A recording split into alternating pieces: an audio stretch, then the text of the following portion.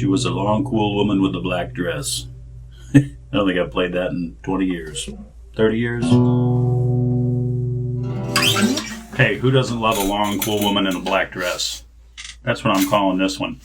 Hey, it's Brian up here in Kingfield, Maine. It is Friday morning, the 20-something of March, 22nd, 23rd? I don't remember. I got home from work yesterday and I lose track of the dates once I get home.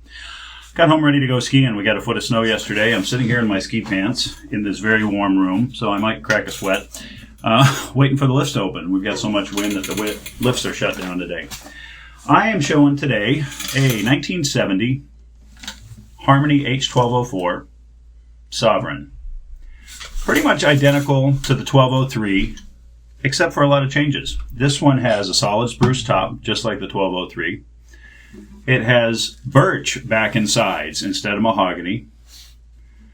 And it is dressed up in this beautiful Black Beauty basic black. Now, I get a kick out of this. I'm going to take one off the shelf. This is my 71 Les Paul Custom. And boy, when I put the two of them together, they just look like, a matched pair. A little different, but, a lot of similarities there. You can kind of see what they were going for in that, early 70s thing with the black tuxedo look.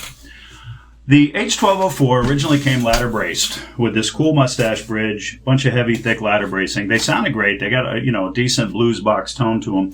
But I like doing the X-brace conversions. And this has been converted to a Martin standard OM shape. 98-degree main brace, two tone bars, hard maple bridge plate, finger brace on the side, lateral transverse brace up top. This does have the neck access truss rod, so the little cutout in that brace right there really doesn't go anywhere. There's nothing you need to get to, but it was the brace material that I had on hand. These had a kind of cool looking black with a white edge binding headstock veneer. That was completely missing on this one, so I went ahead and redid something with that. I had some tortoise multiply, so it's got a black, white, black side to it. And it kind of looks like some of those, custom shop Martins or like a CEO 7 or something with the cool tortoise. And then the artwork I got from an aftermarket guy, and it's exact reproduction of what would have been on here originally. Cream colored truss rod cover. The truss rod does work. Rosewood fretboard, 1970. It's probably Indian. I don't think they were still using, even at Harmony, any Brazilian, but it does have a really pretty grain pattern to it, as well as a rosewood bridge. Now, this mustache bridge looks like it was an adjustable setup originally. It had a big cutout and a couple of spots that look like screw, pressure points. So I think it must have had some sort of adjustable saddle, kind of like an old J45. That was all missing when I got it. So what I did is put a rosewood insert with a bone, actually main moose antler, saddle. Lots of saddle left after doing the neck reset, so if this thing needs some adjustment further on down the line, it's very easy to do. Action right now is about 0.080 on the low E and about 0.070 on the high E. Relief is right at 0.007. 1 3/4 nut, 2 1/8 inch string spacing. Makes it very comfortable for fingerstyle.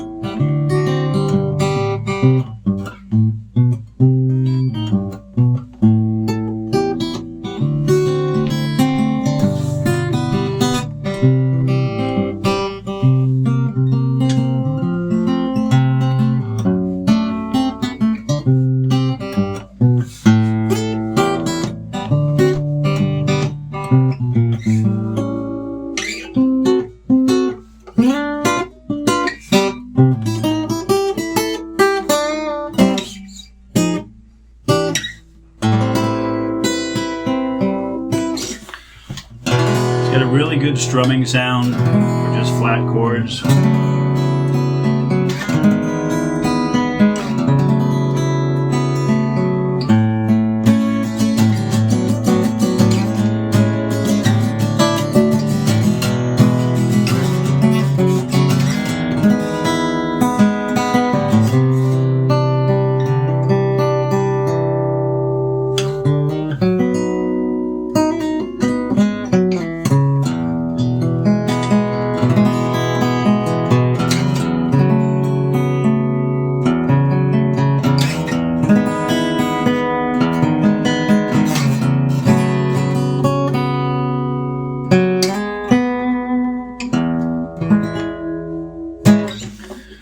Action is great up and down the neck and very comfortable.